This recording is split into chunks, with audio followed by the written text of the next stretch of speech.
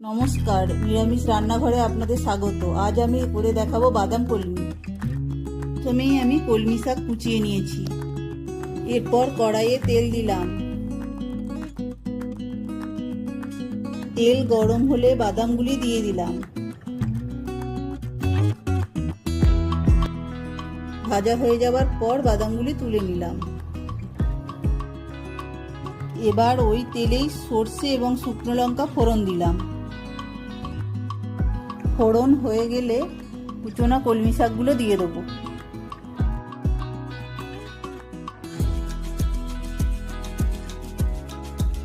এরপর একটু নেড়ে চেড়ে স্বাদ মতো লবণ ও একটু হলুদ দিয়ে দিলাম। এরপর একটু নেড়ে চেড়ে 5 মিনিটের জন্য ঢাকা দিয়ে রাখবো।